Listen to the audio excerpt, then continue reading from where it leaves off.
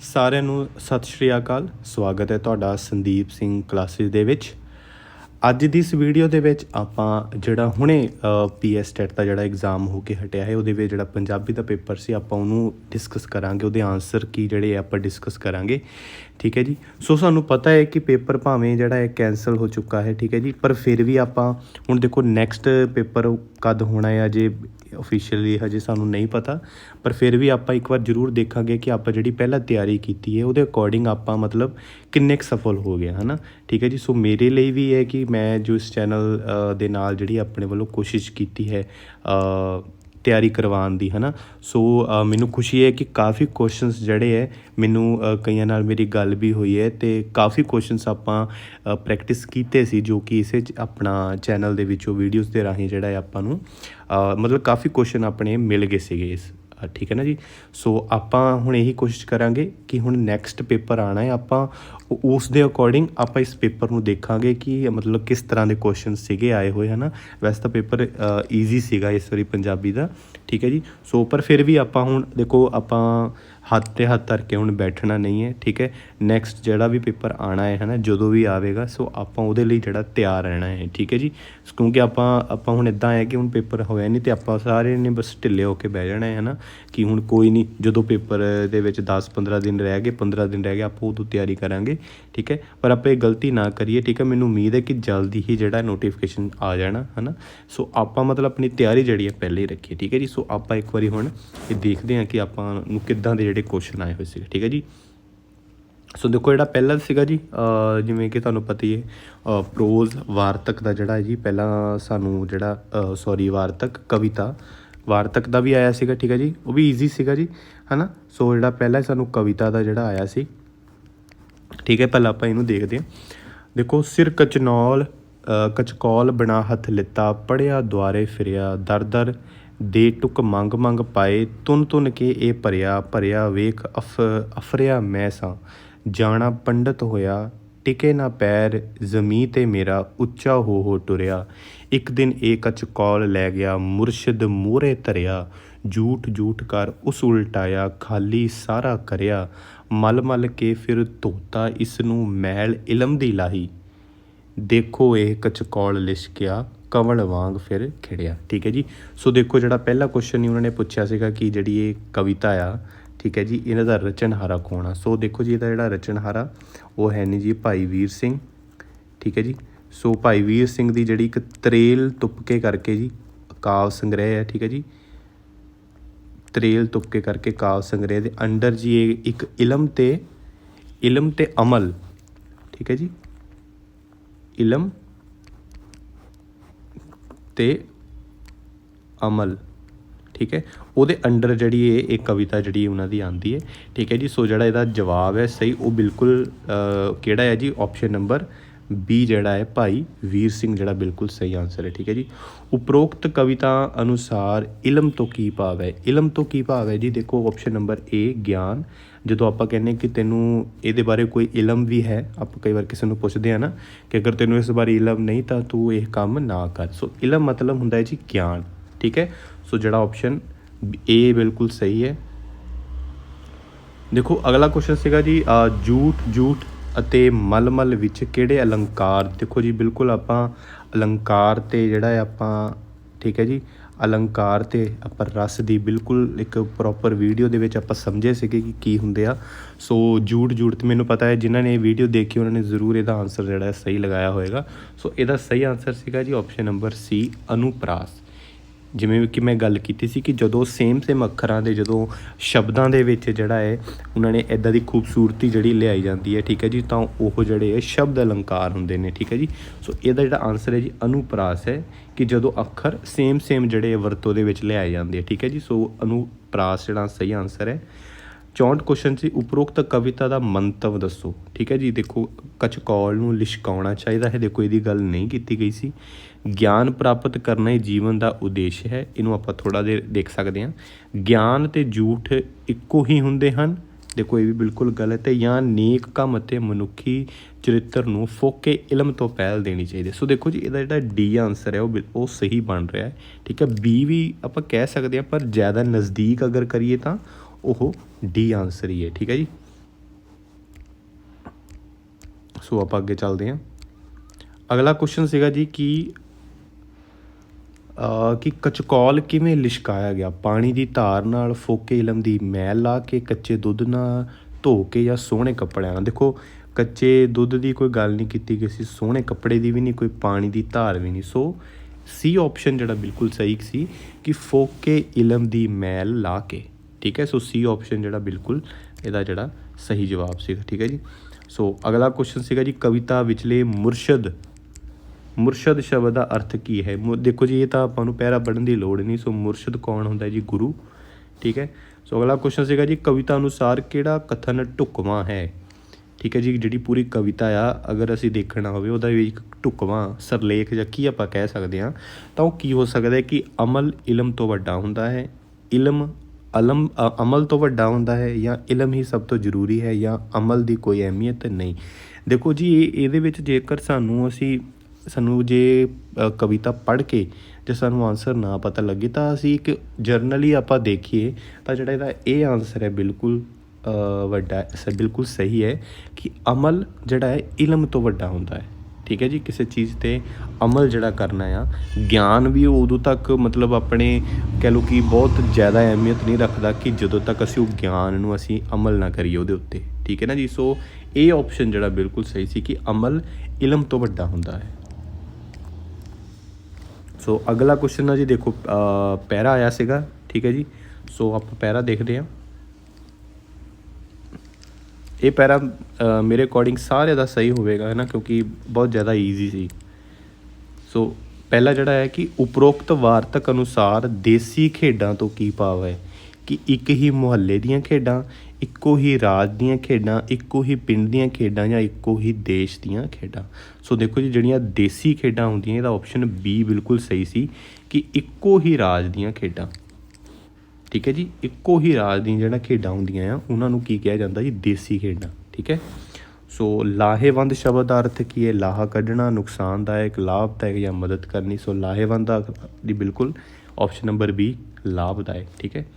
ਅਗਲਾ ਕੁਐਸਚਨ ਸੀਗਾ ਕਿ ਪਹਿਲੇ ਲੋਕ ਖੇਡਾਂ ਤੋਂ ਇਲਾਵਾ ਹੋਰ ਮਨੋਰੰਜਨ ਕਿਵੇਂ ਕਰਦੇ ਸਨ? ਖਾ ਪੀ ਕੇ, ਵਿਹਲੇ ਰਹਿ ਕੇ, ਜਾਂ ਰਾਸਾਂ ਨੌਟੰਕੀਆਂ ਰਾਹੀਂ। ਸੋ ਇਹਦੇ ਵਿੱਚ ਤੁਸੀਂ ਪਹਿਰੇ ਵਿੱਚ ਵੀ ਦੇਖ ਸਕਦੇ ਆ, ਇਹਦੇ ਦੇ ਵਿੱਚ ਜਿਹੜੀ ਕਾਫੀ ਗੱਲ ਕੀਤੀ ਗਈ ਸੀ। ਦੇਖੋ ਆਹ ਕਿ ਲੋਕ ਮਨੋਰੰਜਨ ਲਈ ਨੌਟੰਕੀਆਂ, ਰਾਸਾਂ ਆਦਿ ਦਾ ਸਹਾਰਾ ਲੈਂਦੇ ਸਨ। ਠੀਕ ਹੈ ਜੀ। ਸੋ ਆਪਣਾ ਬੀ ਜਿਹੜਾ ਕੀ ਆਨਸਰ ਹੈ ਜੀ ਇਹਦਾ? ਠੀਕ ਹੈ ਜੀ। ਸੋ ਆਪਣਾ ਬੀ ਆਨਸਰ ਜਿਹੜਾ ਬਿਲਕੁਲ ਸਹੀ ਸੀ, ਰਾਸਾਂ ਨੌਟੰਕੀਆਂ ਰਾਹੀਂ। ਪੀਲ ਪਲੰਗੜਾ ਖੇਡ ਲਈ ਕਿਹੋ ਜਿਹੀ ਥਾਂ ਦੀ ਜ਼ਰੂਰਤ ਹੁੰਦੀ ਹੈ? ਗਲੀਆਂ ਜਾਂ ਮੁਹੱਲੇ, ਘਰਾਂ ਦੀਆਂ ਛੱਤਾਂ, ਦਰਖਤਾਂ ਦੇ ਝੁੰਡ। ਸੋ ਦੇਖੋ ਇੱਥੇ ਜਿਹੜੀ ਪੀਲ ਪਲੰਗੜਾ ਦੀ ਗੱਲ ਜਦੋਂ ਕਿ ਖੁੱਲ੍ਹੇ ਦਰਖਤਾਂ ਦੇ ਜਿਹੜੇ ਝੁੰਡ ਹੈ ਇਹਦੀ ਗੱਲ ਕੀਤੀ ਗਈ ਸੀ। ਦੇਖੋ ਇਹਦੇ ਵਿੱਚ ਆਪਾਂ ਦੇਖ ਵੀ ਸਕਦੇ ਹਾਂ ਇੱਥੇ ਪੀਲ ਪਲੰਗੜਾ ਦੀ ਗੱਲ ਬਿਲਕੁਲ ਕੀਤੀ ਗਈ ਸੀਗੀ। ਦੇਖੋ ਇੱਥੇ ਕੋਟ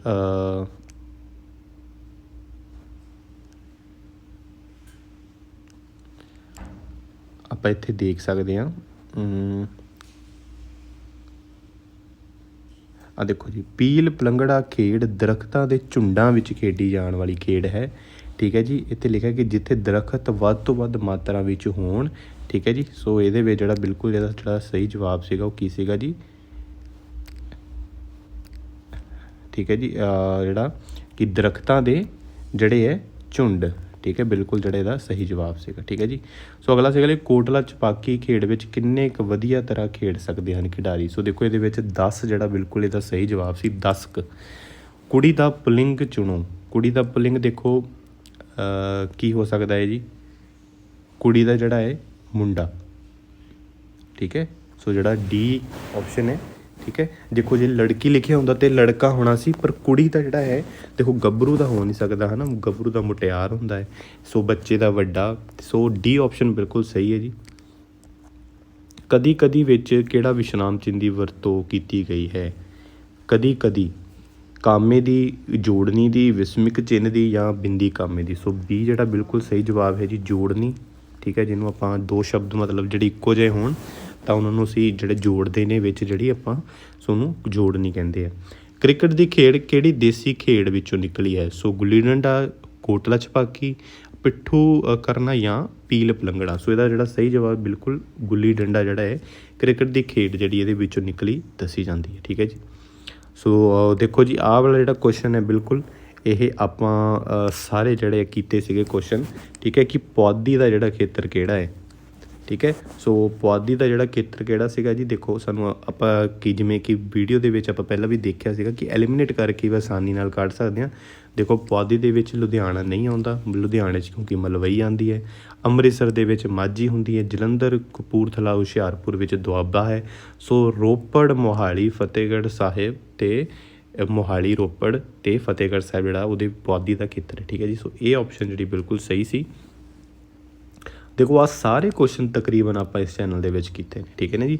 ਸੋ ਗੁਰਮੁਖੀ ਲਿਪੀ ਵਿੱਚ ਲਗਾਖਰ ਦੱਸੋ। ਸੋ ਆਪਾਂ ਬਿਲਕੁਲ ਬਿੰਦੀ, ਟਿੱਪੀ ਅਤੇ ਅੱਧਕ, ਇਹ ਆਪਸ਼ਨ ਜਿਹੜਾ ਬਿਲਕੁਲ ਸਹੀ ਜਵਾਬ ਸੀਗਾ ਜੀ। ਠੀਕ ਹੈ, ਦੇਖੋ ਸਵਰ ਤਾਂ ਉੱਦਾਂ ਵੀ ਨਹੀਂ ਹੋ ਸਕਦੇ, ਵਿਅੰਜਨ ਵੀ ਨਹੀਂ ਹੋ ਸਕਦਾ, ਇੱਥੇ ਵੀ ਸਵਰ ਹੈ। ਸੋ ਐਲੀਮੀਨੇਟ ਕਰਕੇ ਵੀ ਜਿਹੜਾ ਬਿਲਕੁਲ ਸਹੀ ਆਨਸਰ ਸੀ ਆਪਣਾ। ਠੀਕ ਹੈ ਜੀ। ਸੋ ਅਗਲਾ ਕੁਐਸਚਨ ਸੀਗਾ ਜੀ, ਦੇਖੋ ਕਿ ਜੇ ਉਹ ਮੇਰੇ ਡੈਸ਼ ਆ ਗਿਆ ਤਾਂ ਉਸਨੂੰ ਸੂਤ ਕਰ ਦਿਆਂਗਾ। ਸੋ ਇਹਦਾ ਬਿਲਕੁਲ ਸੀਗਾ ਜੀ ਇੜਕੇ ਸੀ, ਇੜਕੇ। ਇਹ ਤਾਂ ਬਿਲਕੁਲ ਇਹ ਵਰਡ ਹੀ ਗਲਤ ਹੈ ਜੀ, ਹੈ ਨਾ। ਇੜਕੇ, ਅੜੀਕੇ, ਅੜੀਕੇ ਵੀ ਨਹੀਂ ਹੁੰਦਾ। ਸੋ ਡੀ ਆਪਸ਼ਨ ਬਿਲਕੁਲ ਸਹੀ ਸੀਗਾ ਜੀ, ਅੜੀਕੇ। 79 ਸੀਗਾ ਜੀ, ਹੇਠ ਲਿਖੇ ਸਮਾਸੀ ਸ਼ਬਦਾਂ ਵਿੱਚੋਂ ਦੁਹਰਾਵੇ ਸਮਾਸੀ ਸ਼ਬਦ ਚੁਣੋ। ਠੀਕ ਹੈ, ਝਟਪਟ, ਆਸੇ ਪਾਸੇ, ਹੱਥੋਂ ਹੱਥੀ ਜਾਂ ਹਾਲ ਚਾਲ। ਸੋ ਦੇਖੋ ਜਿਹੜੇ ਦਾ ਸਹੀ ਆਨਸਰ ਹੈ ਆਪਸ਼ਨ ਸੀ ਹੈ ਜੀ, ਹੱਥੋਂ ਹੱਥੀ। ਠੀਕ ਹੈ ਜੀ।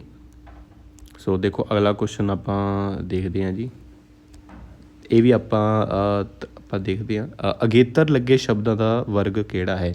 ਦੇਖੋ ਆਪਾਂ ਗੱਲ ਕੀਤੀ ਸੀ ਕਿ ਅਗੇਤਰ ਜਿਹੜੇ ਹੈ ਕਿ ਮਤਲਬ ਜਿਹੜੇ ਅੱਗੇ ਲੱਗ ਕੇ ਸ਼ਬਦ ਜਿਹੜੇ ਹੈ ਨਵੇਂ ਸ਼ਬਦ ਬਣਦੇ ਨੇ, ਪਰ ਉਹਨਾਂ ਦਾ ਜਿਹੜਾ ਅਖੀਰ ਦੇ ਵਿੱਚ ਜਿਹਨਾਂ ਨਾਲ ਅਸੀਂ ਜੋੜਦੇ ਹਾਂ ਜਿਹੜਾ ਮੂਲ ਸ਼ਬਦ ਹੈ ਉਹਦਾ ਵੀ ਜਿਹੜਾ ਇੱਕ ਆਪਣਾ ਅਰਥ ਹੋਣਾ ਚਾਹੀਦਾ ਹੈ। ਸੋ ਦੇਖੋ ਉਹਦੇ ਅਕੋਰਡਿੰਗ ਦੇਖੋ, ਅਗਰ ਅਸੀਂ ਜੇ ਪਹਿਲਾਂ ਸੈਕਿੰਡ ਆਪਸ਼ਨ ਦੇਖੀਏ ਅਨਾਰ। ਠੀਕ ਹੈ, ਅਗੇਤਰ ਦੇ ਵਿੱਚ ਜੇ ਅੰਨ ਲੱਗਾ ਹੋਇਆ ਜਾਂ ਅ ਲੱਗਾ ਹੋਇਆ, ਸੋ ਨਾਰ ਦਾ ਠੀਕ ਹੈ ਕੋਈ ਮਤਲਬ ਹੋ ਸਕਦਾ, ਅਮਰੂਦ ਦਾ ਕੋਈ ਮਤਲਬ ਨਹੀਂ, ਦਰਕ ਦਾ ਕੋਈ ਮਤਲਬ ਨਹੀਂ, ਕੱਲ ਦਾ ਕੋਈ ਮਤਲਬ ਨਹੀਂ, ਭਾਵੇਂ ਇਹਦੇ ਅੱਗੇ ਐੜਾ ਅਗੇਤਰ ਲੱਗਾ। ਸੋ ਦੂਜੀ ਆਪਸ਼ਨ ਗਲਤ ਹੈ।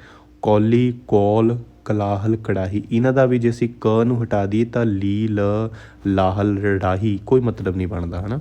ਇੱਦਾਂ ਹੀ ਪ੍ਰਸ਼ਾਦ ਦੇ ਵਿੱਚ ਅਸੀਂ ਪਰ ਨੂੰ ਹਟਾ ਦਈਏ, ਸ਼ਾਦ, ਮਾਰਤ, ਮਵੀਰ, ਇਹਦਾ ਕੋਈ ਮਤਲਬ ਨਹੀਂ ਬਣਦਾ। ਸੋ ਐਲੀਮੀਨੇਟ ਕਰਕੇ ਵੀ ਆਨਸਰ ਆਉਂਦਾ ਹੈ, ਪਰ ਜੇ ਸਹੀ ਤਰ੍ਹਾਂ ਦੇਖਿਆ ਜਾਵੇ ਤਾਂ ਇਹ ਆਪਸ਼ਨ ਬਿਲਕੁਲ ਸਹੀ ਹੈ। ਦੇਖੋ ਜੇਕਰ ਅਸੀਂ ਗੁਰ ਨੂੰ ਵੀ ਹਟਾ ਦਈਏ ਤਾਂ ਜਿਹੜੇ ਲਾਸਟਲੇ ਅੱਖਰ ਨੇ ਉਹਨਾਂ ਦਾ ਇੱਕ ਮਤਲਬ ਨੇ, ਜਿਵੇਂ ਮੁੱਖ, ਮੱਤ, ਦੁਆਰਾ, ਗੱਦੀ, ਹੈ ਨਾ। ਸੋ ਇਹ ਆਪਸ਼ਨ ਜਿਹੜਾ ਬਿਲਕੁਲ ਸਹੀ ਸੀ। 81 ਕੁਐਸਚਨ, ਬਹੁਤ ਸਾਰੇ ਵਿਦਿਆਰਥੀ ਗੈਰ ਹਾਜ਼ਰ ਸਨ। ਇਸ ਵਾਕ ਵਿੱਚ ਬਹੁਤ ਸਾਰੇ ਕਿਹੜਾ ਪੜ੍ਹਨਾਂਵ ਹੈ। ਠੀਕ ਹੈ ਜੀ।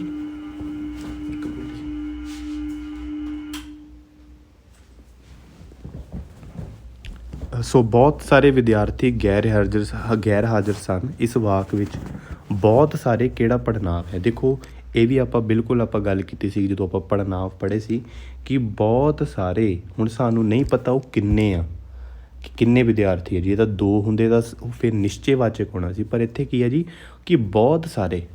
ਠੀਕ ਹੈ, ਸੋ ਬਹੁਤ ਸਾਰਿਆਂ ਦੇ ਵਿੱਚ ਜਿਹੜਾ ਹੈ ਕੀ ਇਹਦਾ ਮਤਲਬ ਅਨਿਸ਼ਚੈਵਾਚਕ ਪੜ੍ਹਨਾਂਵ। ਡੀ ਆਪਸ਼ਨ ਬਿਲਕੁਲ ਸਹੀ ਸੀ। ਅਗਲਾ ਕੁਐਸਚਨ ਸੀਗਾ ਜੀ ਕਿ ਖੁੰਭ ਠੱਪਣੀ ਤੋਂ ਕੀ ਭਾਵ ਹੈ ਜੀ। ਚੁਗਲੀ ਕਰਨੀ, ਤਰੱਕੀ ਕਰਨੀ, ਆਕੜ ਭੰਨਣੀ ਜਾਂ ਕੋਸ਼ਿਸ਼ ਕਰਨੀ। ਬੀ ਆਪਸ਼ਨ ਜਿਹੜਾ ਬਿਲਕੁਲ ਸਹੀ ਹੈ ਜੀ, ਆਕੜ ਭੰਨਣੀ। 83 ਕੁਐਸਚਨ, ਸ਼ਾਮ, ਦੁਪਹਿਰੇ, ਸਵੇਰੇ, ਦੁਪਹਿਰੇ ਕਿਰਿਆ ਵਿਸ਼ੇਸ਼ਣ ਦੀ ਕਿਹੜੀ ਕਿਸਮ ਹੈ। ਦੇਖੋ ਇਹ ਵੀ ਆਪਾਂ ਕਿਰਿਆ ਵਿਸ਼ੇਸ਼ਣ ਦੇ ਵਿੱਚ ਆਪਾਂ ਪੜ੍ਹਿਆ ਸੀ ਕਿ ਸ਼ਾਮ, ਸਵੇਰੇ, ਦੁਪਹਿਰੇ, ਇਹਦਾ ਮਤਲਬ ਕਿ ਇਹਨਾਂ ਨੇ ਸਮੇਂ ਦੀ ਗੱਲ ਕੀਤੀ ਗਈ ਹੈ। ਸੋ ਕਾਲਵਾਚਕ ਵਿਸ਼ੇਸ਼ਣ ਕਿਰਿਆ ਜਿਹੜੀ ਬਿਲਕੁਲ ਸਹੀ ਜਵਾਬ ਹੈ। 84 ਕੁਐਸਚਨ ਜਿਹੜਾ ਜੀ, ਕਿਰਿਆ ਹੇਠ ਲਿਖਿਆਂ ਵਿੱਚੋਂ ਕਿਹੜਾ ਵਰਗ ਹਸਵ ਸਵਰ ਹੈ। ਦੇਖੋ ਇਹ ਵੀ ਆਪਾਂ ਬਿਲਕੁਲ ਸਵਰ ਅਤੇ ਵਿਅੰਜਨ ਦੇ ਵਿੱਚ ਗੱਲ ਕੀਤੀ ਸੀ, ਜਿਹਦੇ ਵਿੱਚ ਆਪਾਂ ਗੱਲ ਕੀਤੀ ਸੀ ਕਿ ਹ ਸਵਰ ਜਿਹੜੇ ਆ 3 ਹੁੰਦੇ ਆ। ਸੋ ਕਿਹੜੇ ਆ ਜੀ, ਪਹਿਲਾਂ ਤਾਂ ਐੜਾ ਮੁਕਤਾ ਔਰ ਈੜੀ ਨੂੰ ਸਿਹਾਰੀ। ਠੀਕ ਹੈ, ਅਤੇ ਊ। ਠੀਕ ਹੈ, ਅ, ਏ ਅਤੇ ਊ। ਸੋ ਬੀ ਆਪਸ਼ਨ ਜਿਹੜਾ ਬਿਲਕੁਲ ਸਹੀ ਜਵਾਬ ਸੀ। ਸੋ ਅੱਗੇ ਦੇਖਦੇ ਹਾਂ ਜੀ। ਅੱਗੇ ਦੇਖੋ ਬਿਲਕੁਲ ਆਹ ਕੁਐਸਚਨ ਆਪਾਂ ਕੀਤਾ ਸੀ ਜੇ ਕਿੰਨੀ ਵਾਰੀ, ਹੈ ਨਾ, ਜਦੋਂ ਆਪਾਂ ਗ੍ਰਾਮਰ ਦੇ ਕੁਐਸਚਨ ਕੀਤੇ ਸੀ ਕਿ ਪੰਜਾਬੀ ਦੀਆਂ ਮੂਰਧਨੀ ਧੁਨੀਆਂ ਕਿਹੜੀਆਂ ਹਨ, ਜਿਹਨੂੰ ਉਹਨੂੰ ਉਲਟ ਜੀਬੀ ਵੀ ਕਹਿ ਦਿੰਦੇ ਹਾਂ। ਸੋ ਇਹ ਆਪਸ਼ਨ ਬਿਲਕੁਲ ਸਹੀ ਸੀਗਾ ਜੀ, ਟ, ਠ, ਡ ਅਤੇ ਟ। ਬੋਲ ਲਿਖਤ ਕਿਉਂ ਜ਼ਰੂਰੀ ਹੈ। ਦੇਖੋ ਇੱਥੋਂ ਪੈਡਾਗੋਜੀ ਦੇ ਕੁਐਸਚਨ ਆ ਗਏ ਸੀ ਕਿ ਬੋਲ ਲਿਖਤ ਕਿਉਂ ਜ਼ਰੂਰੀ ਹੈ ਕਿ ਇਸ ਨਾਲ ਅਰਥ ਸਮਝ ਆਉਂਦੇ ਹਨ, ਸਿਖਿਆਰਥੀ ਦੀ ਸੁਣਨ ਯੋਗਤਾ ਪਰਖੀ ਜਾਂਦੀ ਹੈ, ਇਸ ਨਾਲ ਬੱਚੇ ਦੀ ਲਿਖਾਈ ਵਿੱਚ ਸੁਧਾਰ ਹੁੰਦਾ ਹੈ। ਦੇਖੋ ਆਹ ਤਾਂ ਇੱਥੇ ਗਲਤ ਹੋ ਗਿਆ ਕਿ ਬੋਲਣ ਦੇ ਵਿੱਚ ਅਤੇ ਲਿਖਾਈ ਦੇ ਵਿੱਚ ਕੋਈ ਇੱਦਾਂ ਲਿੰਕ ਨਹੀਂ ਹੈਗਾ ਕਿ ਇਸ ਨਾਲ ਲਿਖਣ ਦੀ ਗਤੀ ਵਿੱਚ ਸੁਧਾਰ ਹੁੰਦਾ ਹੈ। ਸੋ ਇਹ ਵੀ ਗਲਤ ਹੈ। ਸੋ ਬੀ ਆਪਸ਼ਨ ਜਿਹੜਾ ਬਿਲਕੁਲ ਇਹਦਾ ਸਹੀ ਹੈ।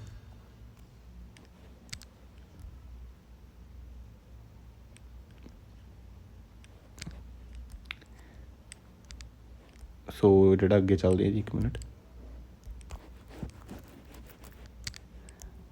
ਸੋ ਅਗਲਾ ਕੁਐਸਚਨ ਸੀਗਾ ਜੀ ਕਿ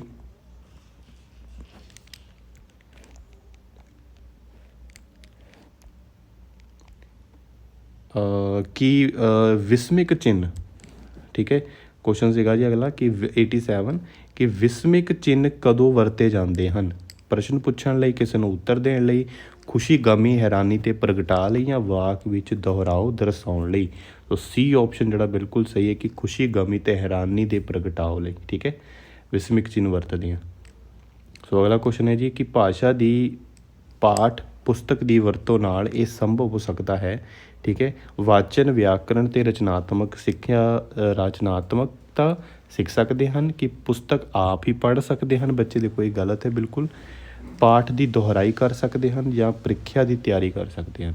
ਸੋ ਦੇਖੋ ਜੀ ਇਹਦੇ ਵਿੱਚ 2 ਆਪਸ਼ਨ ਹੈ ਕਿ ਕੋਈ ਵੀ ਸਹੀ ਹੋ ਸਕਦੀ ਹੈ। ਏ ਔਰ ਸੀ ਜਿਹੜੀ ਆਪਸ਼ਨ ਸਹੀ ਲੱਗ ਰਹੀ ਹੈ। ਅਗਰ ਕੋਈ ਇੱਕ ਐਕੂਰੇਟ ਦੇਖੀਏ ਤਾਂ ਪਹਿਲੀ ਆਪਸ਼ਨ ਬਿਲਕੁਲ ਸਹੀ ਹੈ ਕਿ ਵਾਚਨ, ਵਿਆਕਰਣ ਤੇ ਰਚਨਾਤਮਕਤਾ ਸਿੱਖ ਸਕਦੇ ਹਨ। ਪਰ ਸੀ ਵੀ ਆਪਸ਼ਨ ਸਹੀ ਹੈ। ਇਹ ਹੁਣ ਜੇ ਆਪਣਾ ਪੇਪਰ ਮੰਨ ਲਓ ਲੀਕ ਨਾ ਹੋਇਆ ਹੁੰਦਾ ਅਤੇ ਆਨਸਰ ਕੀਜ਼ ਆਉਂਦੀਆਂ, ਫਿਰ ਸਾਨੂੰ ਪਤਾ ਲੱਗਣਾ ਸੀਗਾ ਕਿ ਕਿਹੜਾ ਸਹੀ ਹੈ। ਪਰ ਏ ਅਤੇ ਸੀ 'ਚੋਂ ਬਿਲਕੁਲ ਸਹੀ ਹੋਣਾ ਸੀ ਅਗਰ ਕੋਈ ਐਕੂਰੇਟ ਆ, ਅਤੇ ਏ ਆਪਸ਼ਨ ਹੈ ਨਾ। ਸੋ 89 ਕੁਐਸਚਨ।